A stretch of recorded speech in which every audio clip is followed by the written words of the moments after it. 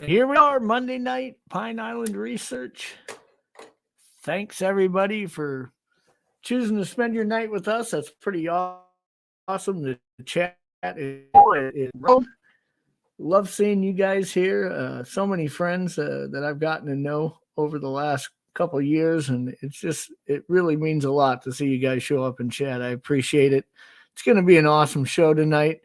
Got a friend of mine on as a guest, and a friend of a lot of yours in chat. You've seen him in a lot of different chats on shows all around the paranormal spectrum on YouTube. For those who are listening on podcasts that maybe haven't met this guest before or gotten to know him, I think you guys are really going to enjoy the show. We're going to learn a lot tonight from him, hear about his experiences in the Pacific Northwest.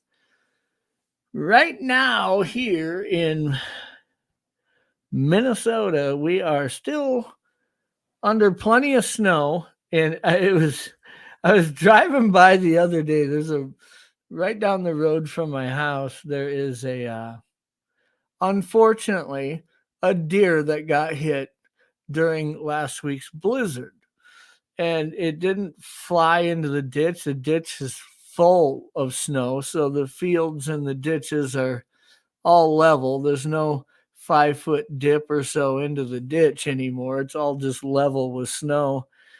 And this deer had gotten hit. It was a doe, a big doe. Maybe probably was pregnant, but was laying right on the shoulder of the road, and it'd been there for a couple days. And I was thinking, man, I wish they'd come by and pick this up. I mean, I hate seeing that. I'm a big hunter and all that, but little kids driving by seeing a dead deer right on the side of the road, it's kind of a bummer. Well, then we got about 12 inches of snow over everything, and we were locked in for a couple days, and the plow came by and plowed the deer off of the road into the ditch and buried it, except for its head is popping out of the snow. And I drove by it the other day, and I felt bad for laughing. Maybe it's just my morbid sense of humor, but I thought I'd give you all a quick look that if you drive by the highway by my house, this is what you're gonna see now. A deer head popping out of this gigantic snowdrift. So laugh if you must. If I hope it doesn't offend anybody. It's just part of nature, I guess. But we drove by it the other day, and my boys, who are teenagers, made me stop so they could take a picture of it and TikTok it and everything. I was just horrible. But no, I'm excited for the show tonight. We've got my friend Brown Dwarf is our guest, and I'm excited, really excited for you guys to who don't know him to learn about him and learn about his experiences. I think it should be a fun night. So without any further ado, I'm going to bring him in. Hey, how are you? You got your mute on, just to let you know. Boom. Got it. There you go. Good evening. Good evening, How Jeff. you doing, buddy? Great, man. How you doing? I'm pretty good. All right. We ran out of freezer space out here, so we had to start using the ditch. And I hope everyone's doing well in chat, YouTube land, Untold Radio Network, and beyond out there. I'll tell you, you got a lot of reach, my friend. I mean, I have seen you in so many different chats on so many different channels because I think that you have an interest, probably primarily in the Bigfoot corner of the paranormal room, but I do see you in other chats talking about ufology, things like that. And I think a lot of people have gotten to know you well. And what blows me away is I can't find anybody to say anything bad about you. Not yet. So, in this community, usually that's not very hard to do, but you got a lot of friends out there. So I'm excited to have you on tonight. Cool, man. I'm honored, and finally, man, it seemed like we tried doing this several months back. I know you tried reaching out, and I think I was up in Oregon at the time. I'm actually in Southern California, Los Angeles right now, and I think I tried getting back to you. I don't know what happened, but things didn't work out. But then you did have a couple of I think kind of like just a random chat type thing going on, and you invited whoever to jump on, and no one did. And I was like, hey, you know what? I'll jump on with Jeff. Why not? I have always found you an Yeah. interesting person, so why not chop it up with you? But now Well, we got it official here. one of the interesting things is the timing. It was kind of the timing of it, to be honest with you. When I asked if you would come on my show because I wanted to have you on. I'd seen your YouTube channel. I'd seen some of the videos and the pictures and the things that you talk about, and I thought he's really interesting, right? But it was when I was moving from my Pine Island Research channel to the Untold Radio Network. Now, I still have the channel. If anybody listening was to go look at Pine Island Research, we do a couple times a week, just kind of chill streams there, talk about current events, Bigfoot, whatever, and it's not monetized, so we can kind of say what people want to say without too much worry. And so it was when I was moving the show to here. So I wanted to have you on as a guest, but we were just kind of implementing the network and blending it in. And I thought, you know what? I'm going to wait until we get established, get some subs up, and so that more people could enjoy listening to you. So, but I think you did pop on my old channel on one of those chill streams, and we just had some fun chatting one afternoon. Yeah, So, yeah, no, that was great too, man. And yeah, no, thank you for having me on. And yeah, this is exciting. yeah. So right now, you live, just so that somebody, because some people might be a little confused by it, but you live in LA, Yeah, but well, you kind of uh-huh. go back and forth between the Pacific Northwest and Southern California quite often, right? Yeah, well, I'm currently staying in LA. Yeah, my brother opened up a business, a skate shop, and so I'm helping him out with that. So I'm staying out here at the moment, and it's cool because I'm visiting family, which I haven't seen in a few years. But yeah, I do live I'm currently in Southern Oregon, but we still have a place and family in Humboldt County, which is basically where like my experiences and a lot of my investigating, or whatever you want to call it, research. You know how people get with these, however you want to label this, exploring, whatever, um, is it out of Humboldt County and the surrounding counties as well. So we call it the Emerald Triangle up there. There's three counties mainly: Trinity, Mendocino, and Humboldt. And so I'm very familiar with those counties. We have family out in Trinity County as well. So being in Southern Oregon now, I'm actually frequenting Mount Shasta a lot, that area, traveling to our family in Trinity and going up to Southern Oregon. The 5 freeway is all right there. And so I'm definitely stopping by Shasta every chance I get. And Shasta is a super hot spot. People know that place. Oh yeah. As being a very paranormal area, and but over on the coast in Humboldt, man, it's known for the Sasquatch. This is the Bigfoots, and obviously the Patterson film. I don't know if most people know that the Patterson film was filmed up in the Pacific Northwest, but a lot of people didn't know it was out of Humboldt.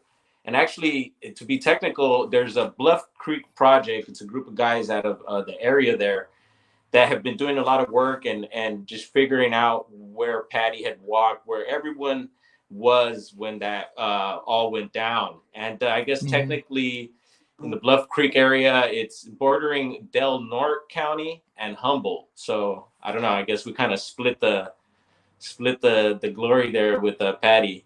Um, but yeah, man, I've been blessed to get to know the area. I had a friend in Southern California who, after high school, went to school up there, and she just knew that it was my type of vibe for some reason. She's like, "You got to come up here," And we had always known about Humboldt, in Southern California, but it was always like this mystical, unknown fairy place that we didn't know it really existed. But yeah, there is a place called Humboldt County, and it's part of California, and it's way at the top near the Oregon border, and it's where the redwoods are. It's a very beautiful part of California and the planet, and yeah, it's And just these. depending on time of year, Humboldt County isn't easy to access, really. I mean, I kind of remember back when they were talking about wanting to do the show there on Finding Bigfoot, where they were going to bring Bobo in and all this, and it was winter and they couldn't access back into it, and then they were going to try to helicopter back in, and Yeah. it's not like you can just drive on back there with your four-wheel drive if the snow is heavy. It's almost like the Mogollon Rim, where for a couple of months a year they just close it. Really, I mean, Right. you have to work pretty hard to put yourself in that area. Right, and we're talking, and I believe you're talking the Bluff Creek area, and Yeah, yeah, that's true. They do close it down for the winter, so I forget exactly the times of months that they do close it down, but yeah, we do try to time it when we do go out into that area, make sure that the area is open, um, and then a lot of times you got to just hope that the roads are clear too. You could get a fallen tree or just a slide, and that'll block you from going anywhere. And it is very rough terrain out there, rough area, wilderness, and just very remote. And yeah, I've had the opportunity to really get to know the county, man. It's a huge county, and just having the opportunity to get to know different areas, man. It was through people, meeting different people. I actually got to. So I used to visit up there and come back to Southern California. So my friend told me about it. I went up, visited her, got to check out the university, made some friends, spent a good amount of time up there, but eventually made my way back to LA. But I made it a thing to go back up every year. And especially because there was these festivals going on at the time. It was a big reggae festival and these other like just world music festivals, and these were special gatherings, man. They weren't just like major. I mean, they were major parties, but very. I grew a lot spiritually there, man. I connected with a lot of the people, and what if people don't know about the area is there's a lot of open minds there, man. A lot of artistic yeah. people, a lot of creative people, And you and have then some people. a lot of cultures really mesh at those types of events. I mean, you get the people who are there for the music, you get the people who are there maybe for the, because most of those events will have, it's kind of interesting. I've been to some of those festivals out there where, like, especially like in the Moab, Utah area and stuff, where you'll go to a music festival and there's rock crawler Jeep crowds there. There's hang glider crowds there. There's Oh yeah. skateboarder crowds there, and they built a couple ramps. I mean, it's crazy how many cultures are actually meshing. But you're right. You're talking about a lot of creatives, a lot of open minds. Hmm. Um, and it is interesting when you start these conversations of, hey, have you ever seen something in your life that didn't have a natural explanation to it? And it's like everybody there has a story to tell, it seems like. Oh yeah, and these festivals would bring people from all over the world too, man. So just a lot of networking and getting to know people from everywhere, and locals as well, man, which was really cool. And eventually, so I was doing this for like 12 years plus, going up and down a couple of times, several times a year. And for sure, it was a ritual every year, man. And eventually one year, I had a good friend of mine, and she had a partner, a boyfriend. She lived in Mendocino County in Covelo, interesting areas near the Mendocino wilderness. And that's an interesting spot there. But anyway, and her partner was up in Humboldt, Southern Humboldt. And at the time he needed help with his property. And I was working for a health food store in LA, and I was like 8 years in warehouse work, late hours. I was over it, man. And the opportunity opened up for me to go work, and I got to meet this guy, and we became basically great friends, and basically family as well, and lived on this place for years, and got to learn, the country life, and the lifestyle up there, and it was great, man. It was just a perfect fit for me. And so from there, yeah, I eventually got my own place. My partner and I ended up getting our own place. And but yeah, being up there, the Bigfoot culture, it's in your face, dude. It's everywhere, man. I always mention it. It's all over. As far as business fronts of redwood carvings, you name it, dude. You see every other car has like a Bigfoot sticker or some sort of something Bigfoot related. It's just all out there. There's even in the town of Willow Creek. I mean, all of Willow Creek is Bigfoot Hotel, the Bigfoot Steakhouse. You got the Bigfoot Museum there. I mean, it's crazy, man. But crazy cool.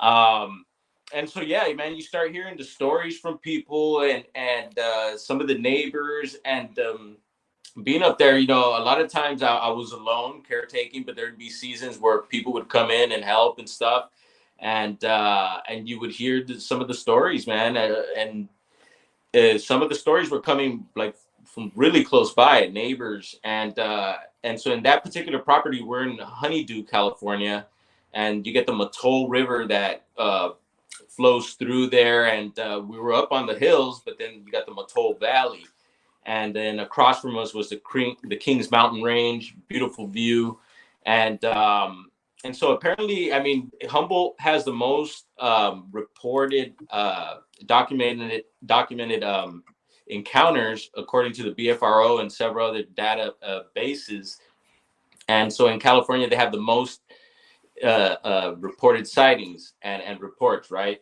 And so this really tripped me out, and finding out eventually that the Patterson film and all this stuff was going on up here, it really piqued my interest. And my brother at the time in Southern California really put me onto the YouTube stuff that was going on, and he put me onto some of the channels, and I started checking out what some of the people were doing. And I started checking things out myself, in my area and on our property. And so one of the first things that really got my attention was these stick formations that people are finding and whatnot. Yeah. And so I kind of started off with that. I of course kept my eyes peeled and my ears open for anything strange. And yeah, you get your wild, your normal wildlife, your mountain lion, bears.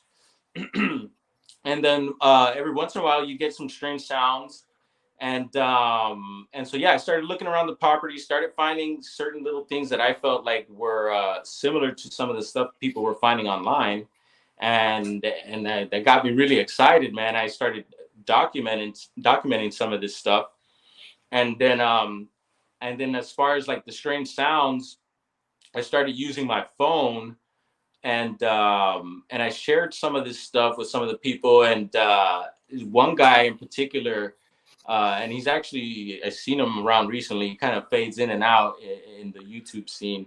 He mentioned to me at the time to get an audio recorder, and so he recommended to do that, and I looked into them and ended up getting the Zoom H5 audio recorder, which I recommend. It's great. And just setting it out, man, on the property, and would go through it, and audio is a little rough because it's just hours of nothing sometimes, or just normal crickets and just well, I remember the first time I set an audio recorder, a Zoom audio recorder, out for like 48 hours. You start realizing the dedication it takes to go through audio and listen to it, and the amount of time it takes. But it is amazing, some of the stuff you come across. Oh yeah. So that's fun too. So I totally love geeking out with gadgets, and I'm all about it too. Although I do believe that there's certain gadgets that do maybe deter them.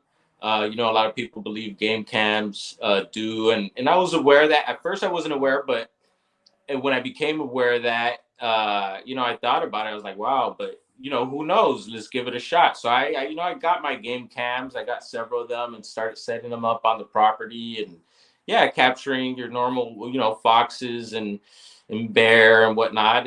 But then there was a few also pictures that I had captured on game cam that were pretty questionable and were weird. Um, and so yeah, I had fun doing that, and I wouldn't even, a lot of times I wouldn't even like really camouflage them. Sometimes I tried everything. I tried camouflaging them. I tried putting them just out in the open. I gave everything a shot, man, and just everything I would come across that people were trying, I try it myself. And even the wood knocking, I'm not a big wood knocker these days or anything like that. I never really was. But, I gave it a shot, and I don't mind that people do. And, everyone has their method of doing things. And I feel like Sure. in the Pacific Northwest, we were mentioning like, these open minds and these different groovy types of people, you do hear a lot of some far out stories related to these beings, and of course, once you get into the subject, you try to get into I try to getting into the origins, and it, leads you back into the Native Americans and stuff like that, and Hmm. just hearing some of the stuff that the natives talked about was Yeah. very interesting.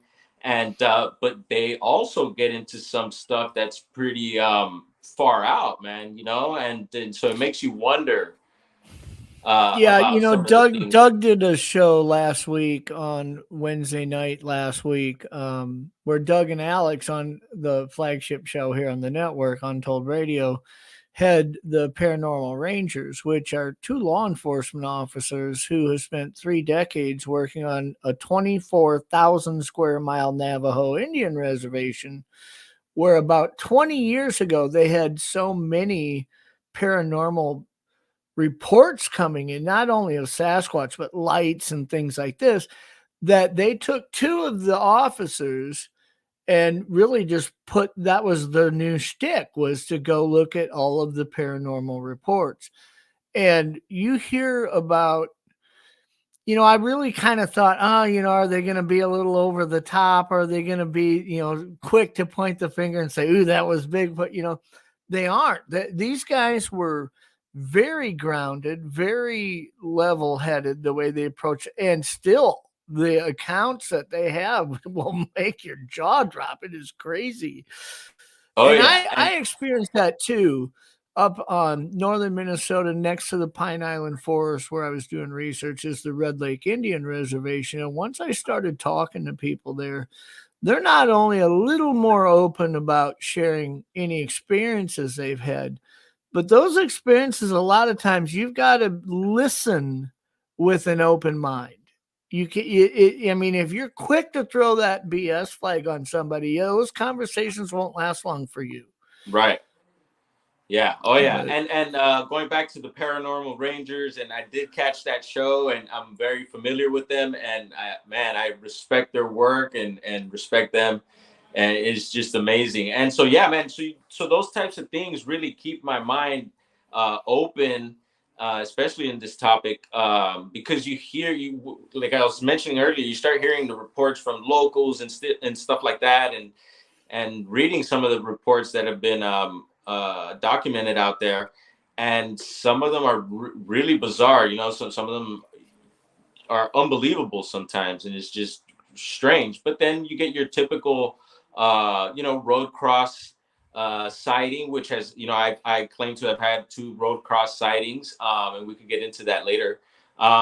But yeah, so I've always kept my mind really open, and especially these days, man, I keep hearing more and more really bizarre encounters, and then so I question, I question everything. I question a lot of the videos that are being put out as well, and so yeah, man, I guess I got bit by the bug, and so it's just like, Bigfoot all day. And I know you got to be careful with it because it could get a little dangerous. It could get ruin relationships. It could get you into problems. It could go south, man. But so you got to keep a balance with it for sure. well, Uh, there's definitely a fine line in how you have to approach that, especially in the area that you're in, especially when you start talking to people from different cultures about what their experiences are.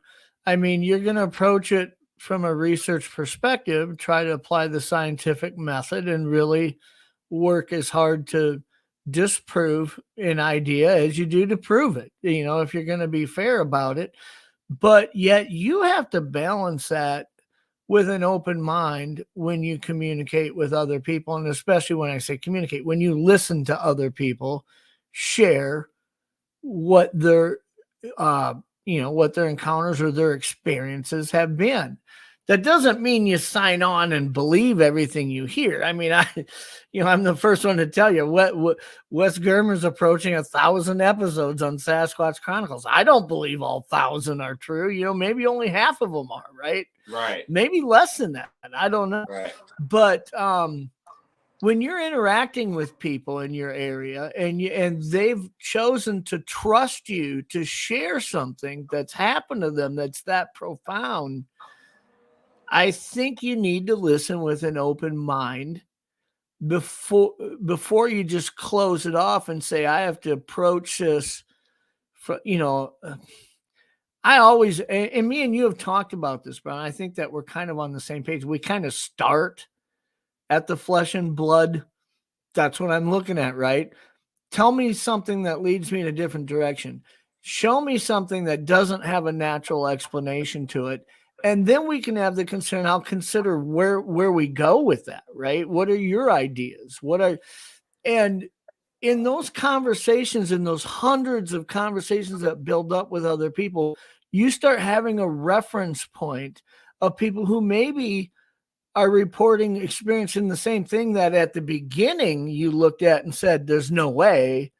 And now you're saying, well, is there something to consider there? A closed mind just isn't going to get you very far in an atmosphere of a subject like this that has very little facts that we know about it. And that's the truth. I mean, yeah. I see in chat, there's a couple people that are familiar with your area. I seen Tate Hieronymus is in chat. Brent Dill from The Tall Ones is in here. So, I mean, a lot of them are really familiar with the area that you're talking about. Oh, yeah. Yeah. And salute to Tate, man. I met him at Bluff Creek, and we've been out there several times together, and good dude. And I know he's, I believe, based out of Florida right now, but he makes the effort to go out there and get his investigation on. So big ups to him, man. We're definitely. Yeah, I'd like to have Tate on the show. I'm going to be getting a hold of him. One of the things that I found interesting when I was looking at your different YouTube videos that you put out is you have some experience with the Bluff Creek area in a video. Excuse me. Yeah, in a video that you shot that appears to show. I don't know that and correct me if I'm wrong, but it doesn't look like this is something that while you were filming, you were like, oh, look at that.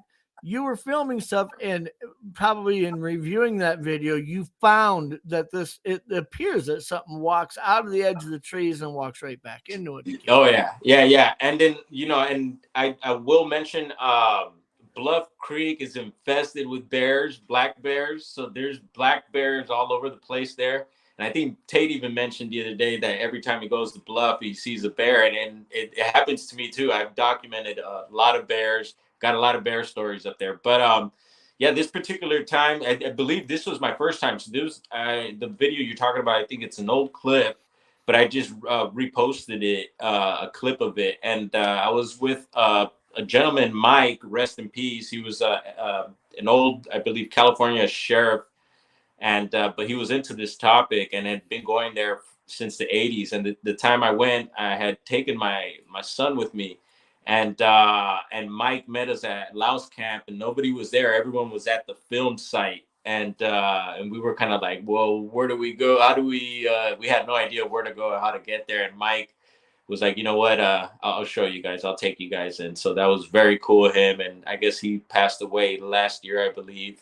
And this last year, we also went out to Bluff Creek and had a little ceremony for him. But so Mike was leading the way there. And I just knew at that time, especially at Bluff Creek, it's just one of those areas that you got to keep your camera rolling, keep your eyes peeled, be on guard all the time because you're in the zone there. and you just feel it, man. The vibes there are just very trippy. And so yeah, we're walking down to the site, and I was just panning, or just yeah, I wouldn't even say panning. I was just holding my camera to the side of me and just rolling, because I knew, just in case something was paralleling or just, in the bush there, maybe we'd be able to capture it. And so, yeah, this thing, it looked like it was pretty low. Like I said, it could be a bear. I don't know. Could be a Bigfoot. Who knows? But I just think that if it were a bear, with the guys being at the site making noise and stuff like that, because usually when people are Yeah. there, you could hear people. I just think that any bears or anything like that would have scattered. So, but who knows? Well, I I've don't know. got the video here. I'm going to play it. I am going to zoom way in just so that we can actually get on the And just the a heads up, I image that did you've got throw here. some music on there and threw up a little magnifying glass just so people could kind of see where, and the music for some vibes. But yeah, man, it's pretty weird. I will say this, for a 22-second video, this would be a great video to go back and do some image stabilization on it and just focus on that one piece, because that's probably the most disorienting thing about this video. Once you lock your eyes on what you're looking at, you can kind of follow it along. But boy, if the camera was stabilized, just using image stabilization, this might look completely different. But yeah, I will say this: the first time I saw the video, if I'm being honest, I couldn't look at that and conclusively say, "Oh my gosh, that's a Bigfoot." It's obviously dark, and it's obviously moving, and it's obviously standing upright. Those are the three things that I can put to this. Now, it isn't as clear as the PG where you can say, is that a suit or not? It isn't like that. But when you consider the area, and you consider, it's a fairly remote area when you're there. I mean, it's not like you walk by somebody every 5 minutes when you're hiking around. Yeah, no. But I'll go ahead and play it here. Cool.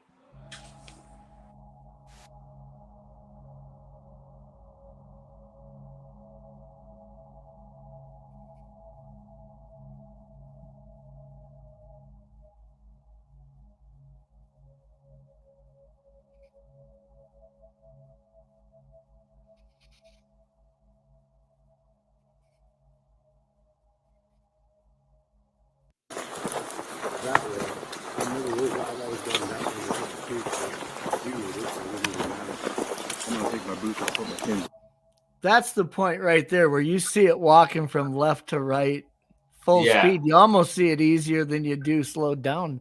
Yeah. Yep. And so I just kind of scrubbed back there and threw the little magnifying glass. And I know that the little message thing and the lights kind of get in the way there, but it is what it is. And but yeah, if you do know anyone who could analyze film and stuff like that, or who could do any work like that, I have plenty of stuff that I would like to get checked out. If you've got the raw footage of it, we do have that ability. We could do image stabilization and maybe even adjust the light and clarify it a little bit so that it's even a little bit clearer. That would be cool. Yeah, I think that would be interesting. Yeah. I'll definitely send you that if you're interested, man. I'd love to see what we could do with it. Yeah, and thank you for sharing that, Jeff. That was kind of like a new post for me. Like I said, it's an old video, but a new post where I put that out. And I have, I've shared a lot of stuff like that where I've documented a lot of stuff, but I haven't put it out. And I'll just kind of go through stuff. And when I find something interesting like that, I'll put it out and, share it. And I love getting people's opinion. And I have tough skin, man. I feel like I have tough skin. I know I have tough skin. And so, I could take criticism and all that. And you've got to have tough skin in this. Well, the truth is this, Brown, and if you're going to ever show anybody anything that's short of a dead body in the Walmart parking lot that you just rolled out of the back of your truck, there's always going to be people that are going to have an opinion on what you share. So, that's right. I do have a question. Now, you have several casts that you've not only photographed, but several of them that you've casted. But there's one footprint that you showed me that's in the sand. You can tell it's a well-traveled area because there's bike tires and shoe footprints. But then laid over it is this one track. I'm curious, was it an isolated lone track, or did you see other tracks with that? Yeah, there was other tracks, and that was just kind of like, so there's a video to that as well, and I think I sent pictures. Yeah, I've got the picture of it here. Yeah, so I got pictures of other tracks as well, but I made a video of this, but I just sent the picture because the video is somewhere, and if someone wants to see it, just let me know, and in Jeff's chat, leave a comment or something, and I could maybe leave the link there. But yeah, that one really stood out to me, and there was several other tracks, and they were kind of doing the tightrope thing. And this particular, so going back to the sticks configurations and stuff, I started noticing these things not only on the property, but sometimes on private property, but in state parks and local areas that were had redwood groves, and I started finding them on the beaches too. And some of these beaches, I always mention that Northern California beaches are not like SoCal beaches, Southern California beaches. They're completely different, not as many people. And yeah, here's another one of these stick configurations that we're talking about, well camouflaged. And you know, you just question it. It's like, what is this for? Because I think most of the homeless, because you get travelers and homeless people through towns there, and they will usually stay around the towns, and sometimes they'll go into the state parks and stuff, but they could easily stay inside of a redwood, because these redwoods have huge cavities, and you could just go inside and you don't even have to set up a structure, and you'll have shelter, you know, from whatever the elements or whatever, you know. Well, the interesting thing about this structure is that they don't, you know, so many different structures that you see end up being cut limbs that you can tell that the way that those limbs are broken don't seem natural. And yet you see none of these appear to have been cut by a saw. You know, I mean, no, it's those are all broken really branches. Interesting. Yeah, and so I did a follow-up. So this particular area has produced a lot of weird stuff, even what people are called ground glyphs. Sometimes a lot of people find these like A formations or the X's on the ground, or stick configurations on the ground. And so this area has produced a lot of that, TPs as well, and just different types of structures or stick configurations. But also that particular one there, I would monitor these areas. So I started finding these areas where a lot of this activity was happening, and I would do a follow up and monitor these spots. And this area here, that particular structure, eventually had a big old tree that was behind it. That was kind of bushy. It wasn't a redwood. I forget what kind of tree it was, but it was broken off on top of the structure there. So it's even more camouflaged. And I was just like, whoa. So I did document that as well. So if anyone, you know, wants to check that out, please let me know as well. But yeah, man, just weird stuff like that started happening. Are most of these on your? Yes. And the thing is that most my of these YouTube, on your YouTube page? On the YouTube videos. And but the thing is, it's kind of a scattered mess, but you'll find those little videos where you'll find little jewels and little things where it's like, you know, wow. A lot of times for most people, it'll be just me. It's me, like, just looking at sticks and stuff like that. So people may find it boring. But I even mentioned, or I heard someone mention, and it's one of our friends who's, I want to say, not critical, but like she could be pretty tough, which I do like, because it kind of like raises the bar in the scene as far as like people trying to bring forth evidence and stuff. But she had mentioned that you know, she's not big into the stick structures, but that it's cool that people are doing it, because maybe further down the line, that might come into play, you know, because you're saying, there is no proof that they are doing this. but eventually maybe someone might come up with some proof, and then our information might come into, like I said, come into play in all this, man. Yeah. So I've shared your YouTube page here in chat so people can check that out. Appreciate that. You Thank you. know, me and you had quite a long conversation about structures. I mean, and I thought it was an interesting conversation because you had kind of led off with, I know a lot of people hear the word structures and they're like, you know, and I get that. I get that.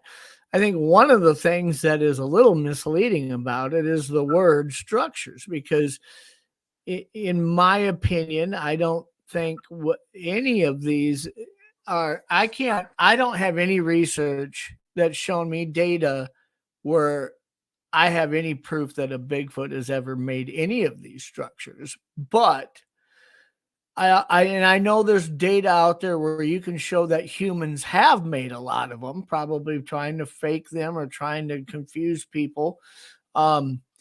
However, I do think that the one thing that is a little hard for people to digest is the idea of structures in a teepee shape. I don't think any of them I've ever seen pictures of, whether they're 3 foot tall or whether they're 20 foot tall, if they were made by Bigfoot, were ever made for Bigfoot to be inside of them. It just seems like these are more of a landmark, mapping part of a territory, or another plausible explanation could be maybe they make them so that when other members of their species pass through that area, they'll know, hey, there's others like us here. Or it could be done out of reverence. Maybe it's done. That's one thing that I think us as humans trip over a lot. If somebody sees something woven out of sticks or sees a trinket or left somewhere and they think, oh, they left this for me, or they left this for us, or this is a warning sign for us.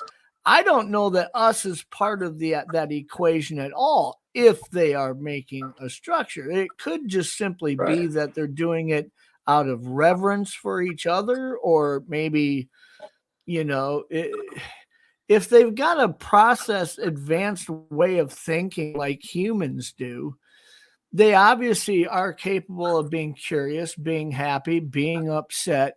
But there's probably more emotions they're able to display, such as grieving, and when they lose someone from their family or whatever, maybe they make something out of reverence or out of remembrance. And I'm not saying that's the case. I'm just saying we need to get away from looking at a structure as this is something they build and sit in or hunt from or sleep in. I don't think most of the structures I've seen are big enough for one to even be in. Yes. Yeah, I But agree. And even though some of them do look like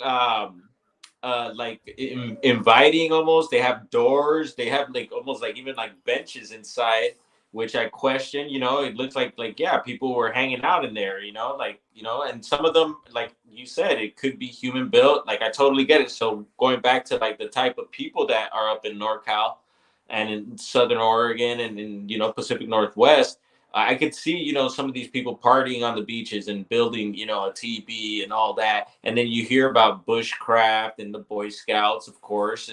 And so, yeah, I try vetting that stuff out because it's important. Yeah, and so where I do find these things, I have noticed that there are reports of Bigfoot activity. And so I keep that in mind. And so also on these beaches, so it's not only in the woods that these reports, and then I'm finding this stuff. It's also on these beaches. So I found that very interesting, man. And then people do party on the beaches, and I've partied on those beaches before, and my son has too. And I've asked them too, do you guys do any of this stuff? Or you guys notice? And they don't know, and he keeps an eye out for me, and yeah, it seems like a lot of these things tend to pop up like overnight. Also, I've noticed, because I'm telling you, I some of these places I'd be there one night and I'd be there like right in the morning, just to see what, there's been any changes, anything new. And it's happened to where I've gone the next day or, a few hours later, and then there'll be something, and it's just like very, very odd. And I have found tracks, also some questionable tracks near some of these things. And I've documented that as well, man. And I found that very interesting, because it's just like, okay, there's these things that are related to these beings possibly, and there's these tracks next to these things, and then, I'm in these areas that are well known for these things too. So it's just like, I don't know, I'm putting one and two together in my book, and it's just adding up, and so. Well, first of all, there was somebody in chat that was, look, there's a lot of people that I disagree with in this community. People share their ideas, their hypotheses. I try to focus on the percentage that we have in common rather than poison each other over the percentage that we don't have in common. I think there's a way to disagree and still be respectful. So I granted their wish. I hope that they're okay with that. As far as self-banning, you don't need to ban yourself. Anyways, I look at this, and I've been very honest with you about this, is my position on it. I don't see a lot of structures in my area in northern Minnesota, in the forest here, in the southern areas of Manitoba, Saskatchewan, Montana, Idaho, the areas that I've been. I don't see a lot, but now I'll be honest with you. It's very, very, very real areas. A lot of these areas aren't to or find a small town. It quite a way off of what most people would identify as remote. I would look at and say, well, that's rural. That's not really remote. Is when you break a leg and crawl 20 miles and you haven't found anything. Nobody's found you. So, whether or not there is a need to build structures maybe is bad in that area, if at all they are, I don't know, but I don't have much experience with it simply because my research hasn't shown me much. I'm always willing to listen to people who have seen them, have opinions on them, have pictures of them. I think we can all admit it's a fairly inconclusive conversation when we're trying to prove whether or not Bigfoot made something or not. You're not probably going to do that. I don't care how intricate it is, where it's located. You're just not going to do that. Yeah. But does that mean we don't have the conversation on whether or not they could have been made by them or if they're man-made? Because that's your only two options in most cases. Right. I don't pay any attention to two trees that fell into an X and people who post pictures say, hey, here's another X.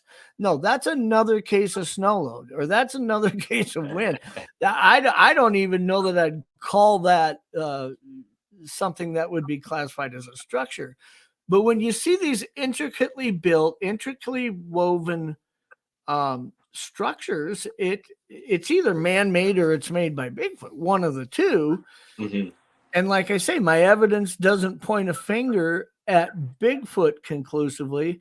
I think there is evidence that humans have made these things and faked them. And I think our community is really torn on their idea of whether or not they're even Bigfoot related or not. A great member had posted in chat that, when they see structures, they tear them down because they think that they're hoaxed. I can see where people feel that way, but yet you got to kind of look at it and say, I'm looking for proof I'm looking for evidence that doesn't prove Bigfoot built it. I'm looking at evidence also that proves that they didn't, and I think that's the scientific method you need to apply to something like this. Yeah.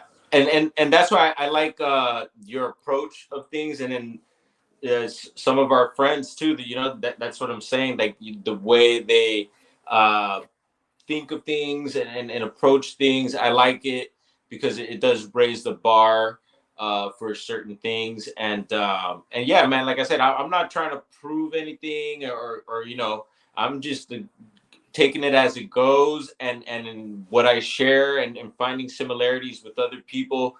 That's what I find fascinating. Is that I'm finding things here, and I have a friend out in Ontario, and she's finding very similar things, and it's pretty weird. I think So I think yeah, there's the flesh and blood, and yeah, the hard, like concrete, like real world. But I also believe that this world is an energetic world, and that there is certain things that we don't see. Our vision only goes so far, and there's a lot more going on that yeah, we just can't see. And so yeah, I So think that's uh-huh. Tate's asking, did you talk about Laird Meadow last year from this past Yeah, summer? What do no, you and we think haven't that you we heard haven't there? even got into that yet, but we could. Um, but anyway, Well, yeah, I was tell just us about the situation first. What happened there? where Yeah. Laird Meadow. Yeah, When he so says, we "What do you were. think you heard?" Tell us about not just what you think you heard, but what was happening there when you were there. Yeah, so this, once again, we're out in the field. It's Tate, Jonathan, from World Bigfoot Explorations, and several other guys. And yeah, these guys, man, these guys go hard. They do the whole walkie-talkie and get into groups, and everyone has their FLIR, and they had a drone out with FLIR and just all types of gadgets, man. And so we split up into groups, and we're in Laird Meadow, which is a particular area that has, I guess, back in, I forget what year it was, but some tracks were found there, and so it's known for activity, and and some other things had happened there too. A couple other guys, I think Cliff maybe had some things happen there, and so anyway, so we split up into groups. It's nighttime, night investigation, and Jonathan and I grouped up, and Tate, I forget who Tate was with, and so Tate did some wood knocks, and shortly after that, so I knew as soon as Tate was going to do the wood knocks, I hit record on my phone. I didn't have an audio recorder. Jonathan had one, and I just knew, hit that record button as soon as he's done with that. And so I did, and it must have been like a minute or so after that, from a different bridge, and it sounded behind me and Jonathan. Something responded to the wood knocks, and it sounded like a growl and some sort of vocalization, and almost like a roar. And Jonathan and I tripped out, and he communicated through walkie-talkie to the other guys, and I think a couple of the guys might have heard something. And yeah, I was able to document all that stuff on my phone, and it was weird. I don't think I'm not sure if his audio recorder picked it up, but it should have. But I did get that on my phone, and I believe I did send it to Jonathan, and I don't know if Tate got a copy of that, but they sent it up over to the Olympia Project. And I don't know about the results, but it was a very interesting night and a very interesting response. And so, yeah, maybe Tate will update us on that. Yeah. So, wanted to share a couple comments out there that I think kind of go along with where we're going. I mean, I find looking at other animals and learning their winterizing behaviors can be eye-opening. I completely agree with that. There's parts of the country in extreme southern US, when you're talking about Florida and Louisiana and Alabama and whatnot, where that's probably applicable too, where you can look at how animals endure extreme heat in those very hot situations. There may be stuff to learn from there. But the same as finding the trackway points out exists we're not really talking about that middle 2/3 of the country. We're talking about extreme northern parts of the U.S., up into Canada, Alaska, things like that. How different animals deal with extreme cold, 40 below temps with 30-mile-an-hour winds, and how they endure that. People say, well, how would a Sasquatch live through that? How do deer live through it? I mean, deer have hair that's literally that long, and yet they live through it. The way they bed down and burrow down, and the way their feeding patterns, forage patterns, prepare them for those type of weather events. It's pretty intriguing. Also, Joe made a comment that is absolutely true. Even if you found verifiable actual Bigfoot tracks near a bushcraft structure, that does not mean that Bigfoot made it. I think one of the most interesting things when it comes to Sasquatch that researchers should pay attention to is what I would perceive, and a lot of different researchers I've talked to perceive as kind of their weakest link, and that's their curiosity. Their curiosity will kind of get them caught with their ass out sometimes. And it could be that they're simply checking out something. You could have a guy make a teepee structure and a Bigfoot simply checking it out. Now you've got his tracks there, and he didn't make anything, So it's a good point that Joe brought up. We're dealing with something that when you apply the scientific method, it's very hard to prove something. Very hard to prove something. But that doesn't mean we aren't still seeing it and trying to apply what's the most plausible explanation for what we're looking at. Right. Yeah, no, good stuff. Good stuff. I know Jen had asked, oh no, I'm sorry. That's not the one I was looking for. Right here. That was a cool comment. Jen Arnold says, Brown Dwarf, what is the most compelling evidence you have seen on Bigfoot? My personal, or I think that's what she's wondering is, what do you feel is the most compelling evidence that you've seen? What definitely got me into this too was as a youth watching, of course, like a lot of people, the Patterson footage, and I just knew, I just had this feeling inside of me that was legit. And yeah, just going to the area nowadays and having the experiences. There's been times where my partner and I were at Bluff Creek and we heard some gnarly vocals, and it just didn't sound like normal wildlife. And so I know they're still there. I feel they're still there. And like I said, there's another piece of footage that I've gotten from the Bluff Creek area that was pretty questionable. It could be just pareidolia, but it did look like an interesting face.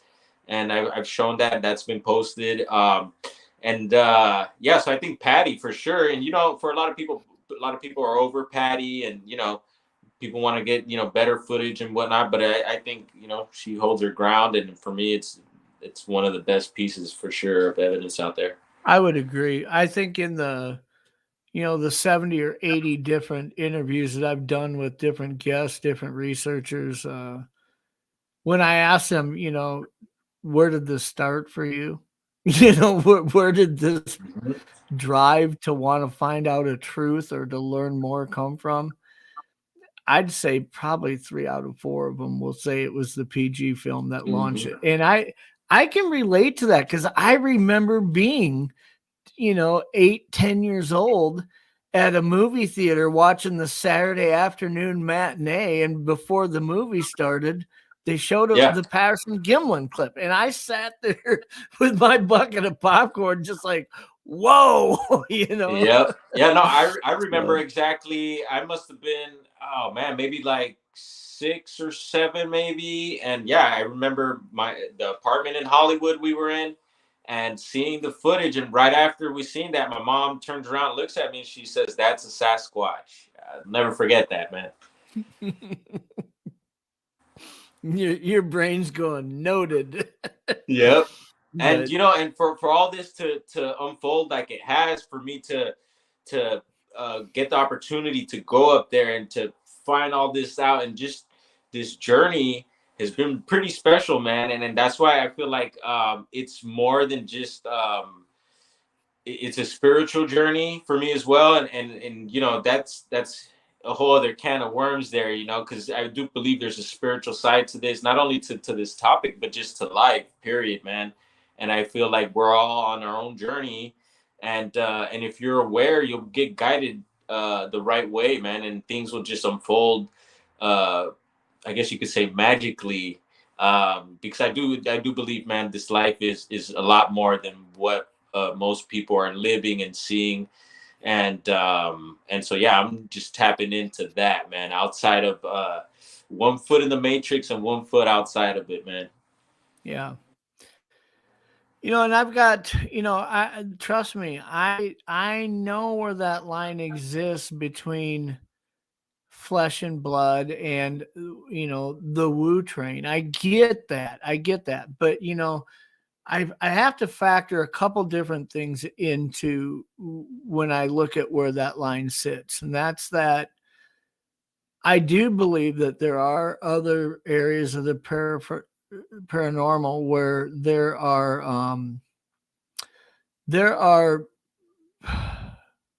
when it comes to ufology, when it comes to, you know, just different areas, I believe that it's likely that we're talking about something that I don't understand what the parameters are of it.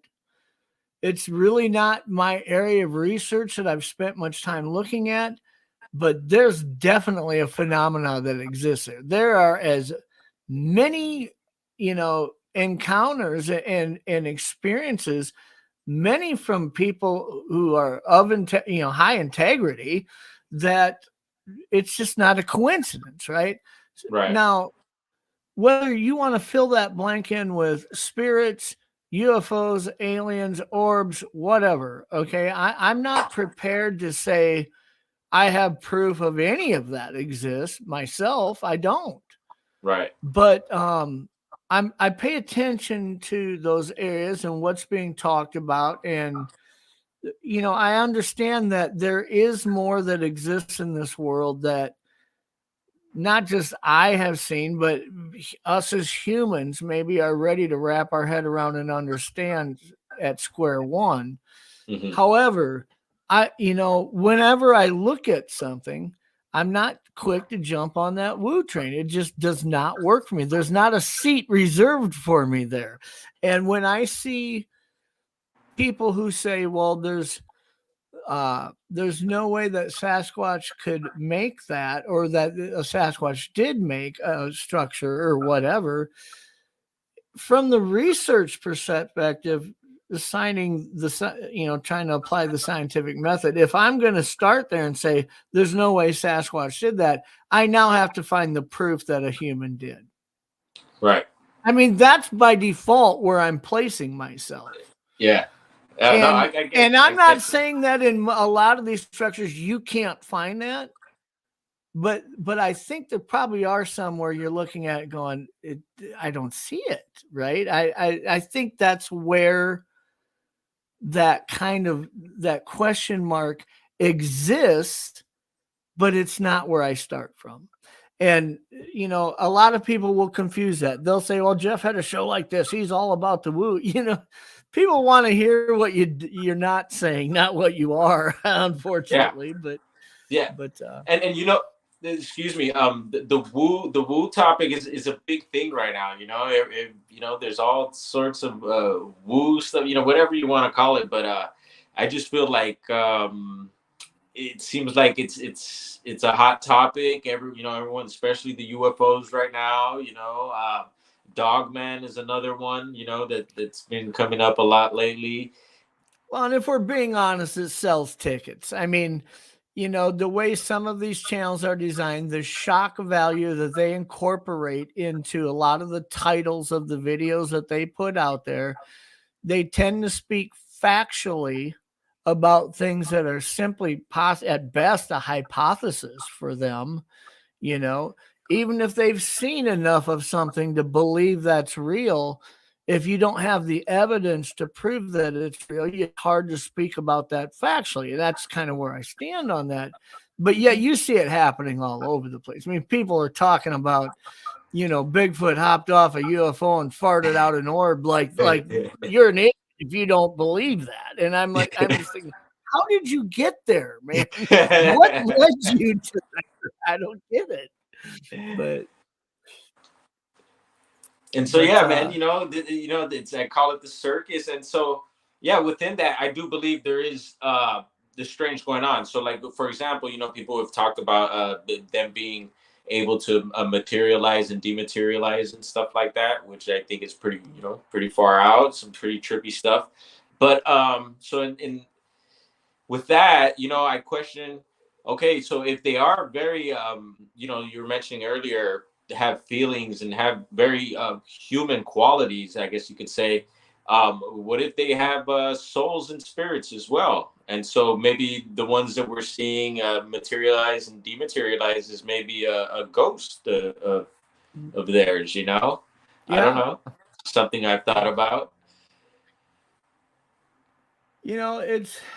I tell people, even if it's not a place where I start, I'm still willing to have the conversation. I love to hear what people's thoughts are, even if they aren't ones that I share. I want to know what your thoughts are. And even more so, I want to understand how you got there. What makes you feel that way? This morning on Coffee Time, I had Jason McLean on. And Jason McLean is not only a friend, but I mean, he covers a lot of topics on every area of the paranormal. Lots that I'm not familiar with, right? It's hard for me to wrap my head around some of the things that he talks about. So I would say there may be 30% of the things, if we were to each make our laundry list of things we feel are real and not real, that we may differ on, just simply because I don't have that experience of looking into it, let alone what I would come up with conclusively. But when I hear how he speaks and his knowledge of historical reference, religious reference, all the things that come into a conversation like that, he's not an idiot. This guy is profoundly smart, and he's read 10,000 books probably. So even if it's not something that I would agree with him on, why would I not want to have the conversation to understand how he got to where he is and what he believes? I want to hear you make that case.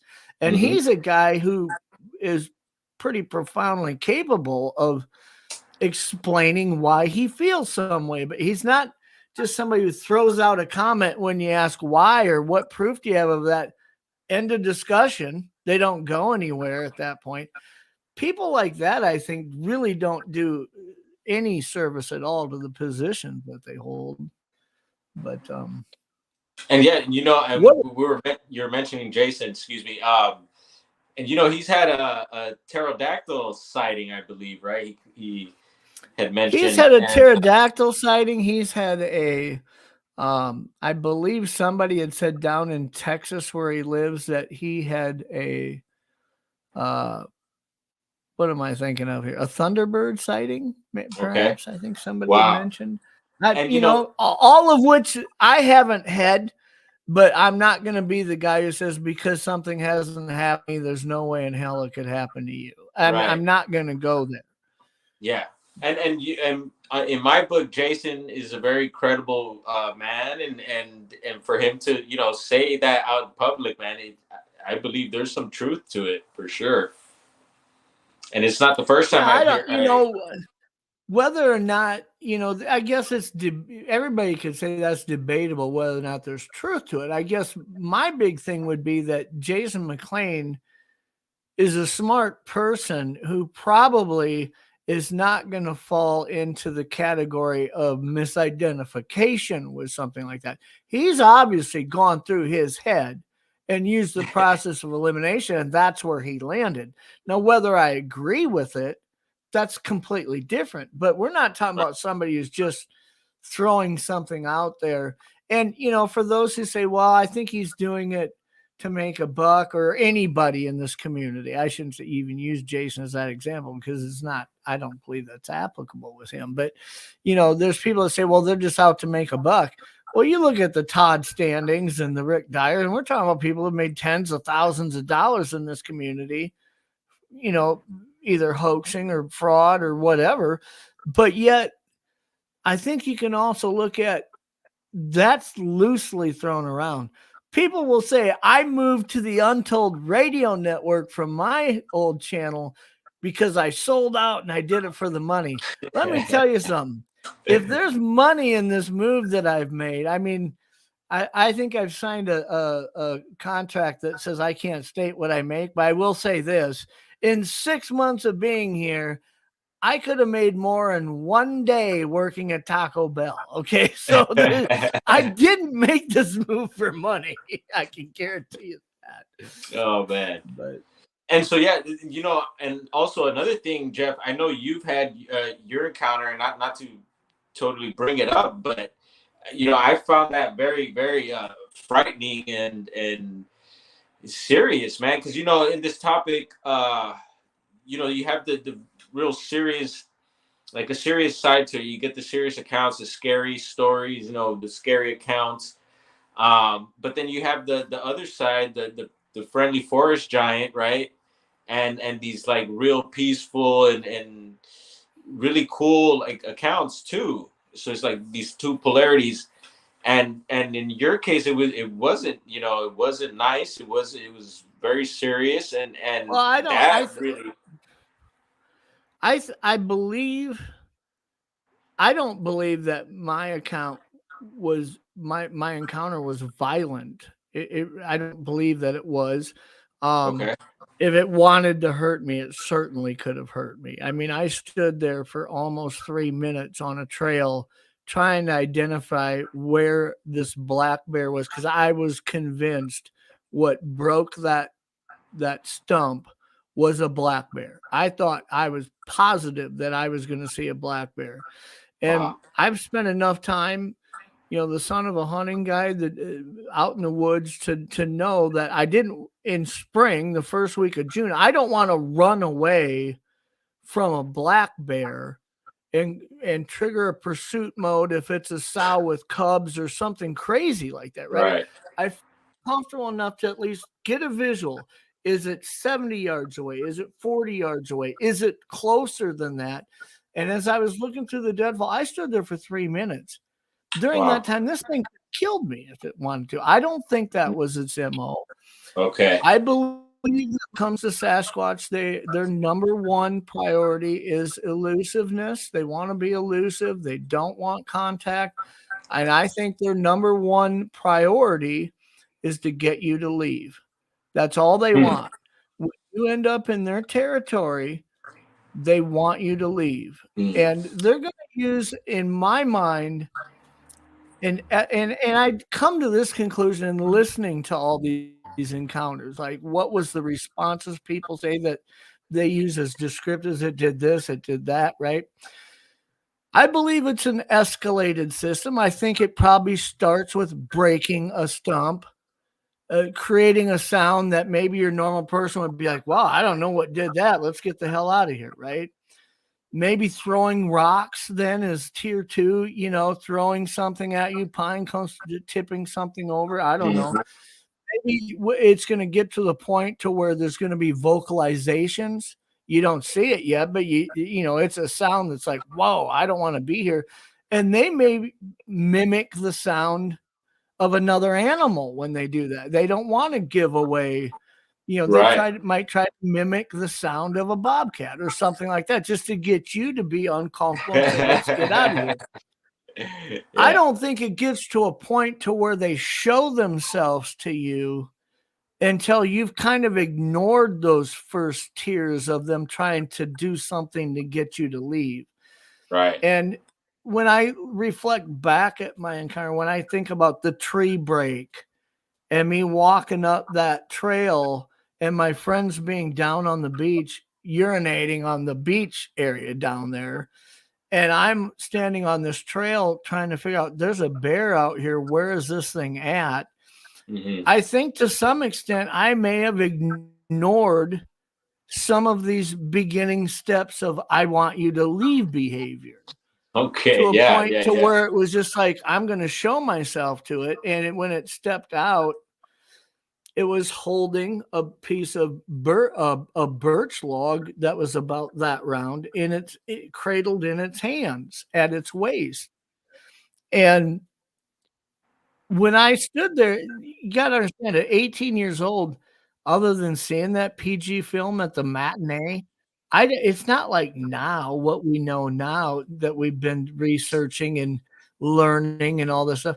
Back then, I had no reference to what this would be. I'd been out in remote areas with my dad. I knew what bears looked like. I knew what brown bears, black bears, moose, elk, all these animals looked like. And when I first turned around and seen its thighs, I started going through. I mean, my mind is defaulting to going through a checklist, not of what am I looking at, which is probably where we would be now, knowing what we know. But it started out with what am I not looking at? I looked at it and was thinking, this isn't a bear. This isn't a brown bear. This isn't a black bear. This isn't a moose. Doesn't appear to be a person. It's too big for a person. I mean, that's where my mind was going at 18 years old. I didn't turn around and run away the first 16th of a second that I seen it. I was in shock going through this check down, like staring at its thighs and its midsection. So perhaps its perception is that this guy's not leaving. So it didn't throw this log at me, like with a lot of effort. It just kind of shucked it. But Okay. it hit me with such force that it knocked me down on this slimy 30-degree game trail that I slid quite a ways down back to the beach. So as it's happening, I have no reference. I didn't grow up in a family where my uncle was telling me Sasquatch stories about his hunting trips and stuff. I had no reference of this. But in the 30-some years since then, when I reflect back on it, I can start seeing things that maybe I didn't perceive then. Like, what was it even doing on an island that remote in northern Manitoba, seemingly on its own? Wow. Yeah. And why would it be there? Why did it not use a vocalization towards me? I mean, there's all these little things that in retrospect I can kind of make a little bit of sense of, or at least draw a hypothesis on it. But even considering what it did, I wouldn't say that it was violent. This thing could have killed me. I think it just wanted me to leave, Gotcha. Yeah. Wow. That's a trip, man. And so, yeah, sometimes in this topic, we make light, which I do believe is healthy, man, because it can get really serious. But then, when you hear stuff like that, it's just like, wow, that's serious and that's real. And it sort of trips me out, dude. But anyway, yeah, I'd like to share one of my first encounters. And this was Love to hear it. Yeah, so this was on the property, Southern Humboldt, and yeah, man, it was a nice spread, 40 acres, wooded, and so I mentioned that, yeah, I was noticing a lot of the weird vocalizations on certain nights. I've heard wood knocks before. I don't know who was making them, but yeah, I've heard wood knocks at night. Your nearest neighbor is pretty far away, so sometimes they would be doing work and you'd hear stuff, and yeah, typical noises that you'd hear, working and stuff like that. So, you hear hammering, but this was at certain hours at night or in just certain areas where I know there wasn't anyone there, as far as like people living. And I'm talking the property here. And so anyway, so I feel like there was stuff happening on the property. And this particular summer day, I was headed up to the top part of the property to go do some things. And so I'm in my rig, and it's all dirt roads there, and it's a private, like there's a few parcels in this area, and it's gated. And So you need a pass to get in, and not just anyone goes around there. And being that far up in the hills, you don't get people wandering by there. And if they are, then they're up to something, and it's not good. And so I'm headed up to the top part of the property, have my windows rolled down. It's a hot summer day. And to the left of me, I'm telling you, it's all wooded. There's some, madrone, oak, and firs. And to the left of me, I see something paralleling me, and it's not huge. I could make out what looks like a black silhouette, and it's darting by. It's running by, and I always mention it looks like one of those flip books, those cartoon flip books, when you flip it and it just like you see whatever the cartoon Yeah, happened, yeah. and that's what it looked like. It just darted, flipped through the trees, and then all of a sudden, behind it must have been an oak tree. It was a pretty big tree. At the base of the tree, I noticed something stick its head out, and it was just all black. And like I said, when the thing darted by, it didn't seem huge. It didn't seem bulky either. I would say maybe around 5.5 to maybe 6 feet at the most. I couldn't tell, and it was maybe about 30 to 40 feet away, so it wasn't too far. And so when I noticed that it was sticking its head behind the tree, I stopped my rig, and we just kind of had to stare down. And I noticed everything was covered in hair, the black, and I could just see like this part of the face, and it looked like just like a grayish mask is what it looked like. And I can't tell you how much time it might have been that went by. And I did have my phone next to me, but for some reason, I didn't grab it. I didn't hit record, and that was that. We just had to stare down, and I just remember just driving off and heading up, and just thinking like, wow, being surprised and saying like that's it, that's one of them. And I spoke to a neighbor of ours later, and mentioned it to a few neighbors and my partner, and they were just kind of like, all right, whatever, kind of like, okay. And yeah, that was that, man. And even since then, so I was already into this stuff, and that happened. It just I just kicked it up into high gear after that, and just really getting out as much as possible.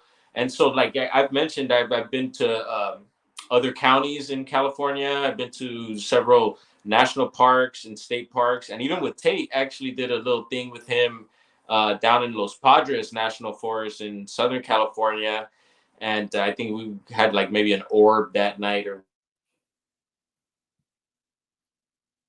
Well, hopefully he pops back in here. had a phone call there. Sorry. That's all right. Yeah, Oh, they're calling him back. yeah. There you are. Tate also, I think, did a follow up at that Los Padres spot, and might have had something on thermal. So there is some activity down in that area, and people would be surprised to know that Southern California has a lot of activity, man. A lot of reports documented, and just right outside of LA here, we got the San Gabriel Mountains, the Angeles National Forest, and is well known. And heading further south down, you got the San Bernardino Mountains and all that, and it's well known area. So I've been meaning to get out there while I'm here, and I've gone out before and have found some of these similar structures in these areas down here too, man. So I found that kind of funny. But yeah, let's jump to the second encounter. This was further up in the county in a town. So there's a town above the main town in Humboldt is Eureka, California. And above that is a small fishing town called Trinidad, California. It's a small fishing town. And I was living there also. I've lived in many different places throughout the county, man. It's kind of funny and weird. But so I'm living in Trinidad at the time. And I had become aware of some reports right out of the Trinidad area.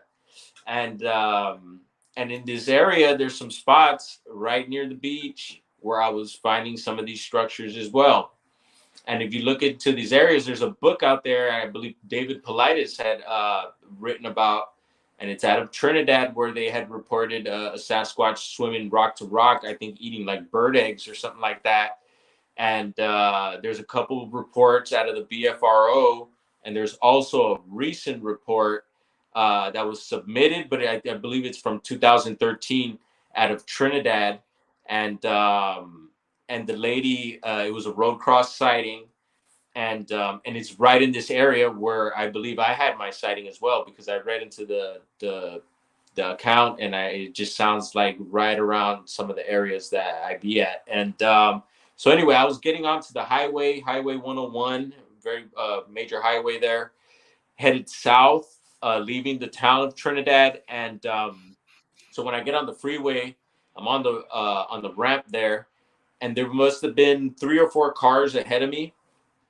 And so I get on, and I'm behind these cars, and I notice from the left side of the highway, the opposite side, I noticed this was a tall black silhouette, and it wasn't bulky, but it was more built like people mention like a basketball. It was tall and lanky, but it was just a dark silhouette. I couldn't tell if this person or thing was carrying a backpack or anything. I was looking for something like that, because every once in a while you do get people either riding a bike or just kind of walking through that area. And people do hitchhike up there still too, which is very dangerous. So I figured whoever this is that just crossed the road, and when they crossed, it was quick. Okay, and this is a pretty big highway, and I thought to myself, all right, either a car's gonna honk and stop or something, but this thing cleared the highway, and off on the sides of me are redwoods, and it drops off. It's like a steep ravine, and if you keep going down, you'll eventually end up at the beach. And so this person walked across, and I figured when I drive by this person, I'm gonna see who it is, and we'll figure it out. And I drive by, and there was no one there. And like I said, it just dropped down pretty steep. It's heavily wooded. And that was that. No one stopped, no one honked or anything. And I was just blown away. And I was just kicking myself for not having like a dash cam. And I soon got one after that. But that was that. And I found that to be very strange, man. And just with the other reports and stuff coming out of there, very, very odd. Yeah, that is, when you see something like that, you got 2 things you're really wrestling with there. One, it appeared to be Sasquatch you, but when you get up there and there's nothing there, you start realizing, okay, well, let's suppose it wasn't Sasquatch. How you still can't explain what just happened? No, here, right? Like, no. Yeah. crazy. So, but I just, once again, I just, with a bit of information, and I feel like when I put an intention out, like let's say, for instance, I want to go find possible evidence or whatever. So inside of me, I put out an intention, like, I asked my source, I say, for it to hopefully bless me with something. Could I get a track? Could I get a vocal? Something when I go out. And I feel like I get guided to these structures, man. And it's like, so what? Am I just tracking kids and bush people are doing bushcraft? I just feel there's something more to it. And like I mentioned earlier, the spiritual element. So I believe there's something there, man. And so so when these things happen, I just feel there's something more to it. So could I prove that it was a Bigfoot? No. But I just have that ring of truth inside of me, and sometimes I just get little bits of information that I feel is confirmation for me. And those are my opinions and my feelings, man. And I share it. If I feel like, hey, this might have been that, or I put it out there. I do a lot of guiding on the lakes up here in northern Minnesota in the summer fishing. Nice. And I'll be honest with you, there's mornings where it hasn't been that great, and you've got a couple clients that are paying you big dollars to take them out and catch fish. I say those same kind of prayers. I offer up those same kind of requests, and we go out and pound them. Okay. Nice. So, I mean, what's the difference between what you just explained and what I just explained? Right. Not a whole lot, right? Right. It's So faith. what is it? It's having faith and putting yourself in a position to where whether or not you're asking your God or whatever you subscribe to in a religious manner for healing, for uh, financial stability, for help with addiction issues, or help finding something. I Right. don't know where a deity would say, "Well, I can help you with that, but not with that." I mean, there could be something to it. I get where there's a lot of people in chat that say, "Oh, that's just a bunch of baloney." I'll respect that. I Hmm. respect that opinion. Yeah, yeah. I But get I it. also respect that you have an understanding of what you feel is working for you. And that doesn't mean that it's not real to somebody else. I mean, they might look at it and say, that doesn't work for me, or I've tried that and that doesn't work, or whatever. But I can certainly look at you and say, dude, if it's working for you, why the heck would you change what you're doing there? Right. Right. And I And feel my intuition and that inner guidance has helped me in many other parts of my life, man. And so I, practice and just learning more to be in tune with that stuff. And yeah, I feel like that's the ticket for a lot of things, no matter what it is you're doing. yeah, you don't have to be a religious person to understand that a there is a rhythm, there is a feeling like you're at balance, and whether that's you and nature or you and earth or just you yourself, if you're not in that balance, it isn't looking for Bigfoot that isn't going to work right. It's not looking for structures that isn't going to work right. It's probably a lot of things in your life that aren't going to work right. Right. So, I mean, I would say there's no need to draw parameters around trying to understand what you just explained. You know what I mean? Hmm.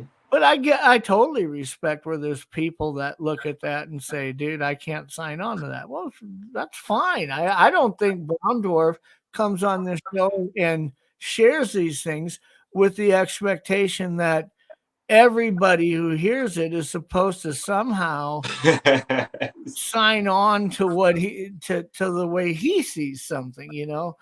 We Yeah. don't share these things with each other with the burden of making everybody believe. I mean, everybody's on their own journey, right? Yeah. But I appreciate you coming on and sharing your experiences, sharing your thoughts on it, and Man, no, thank you. And like I said, I mean, I don't know how we are with timing and stuff, but we're yeah, I had good. sent you some other pictures and stuff. And yeah, if there's ever a next time too, we could go through some of that stuff. And yeah, no, I appreciate being on. And who knows, I feel like we're kind of all over the place, but I feel pretty good about the show tonight. And hopefully, Well, I yeah, we like all learn that. we all learned a little something, and it's just definitely a topic that you can't wrap up in an hour, or Sure. it's just something that definitely goes on and on. It's a rabbit hole, and I love diving down them. And yeah, chopping it up with you has been fun, Jeff.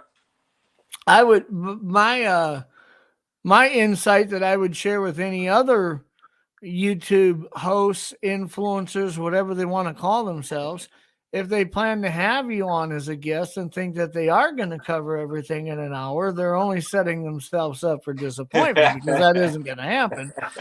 So, second of all, you've made these comments about my show, and it's something that I've been trying to do in a purposeful manner, and that's that I don't have guests on and give canned interviews because I'll only get canned responses, and that's just the way it goes.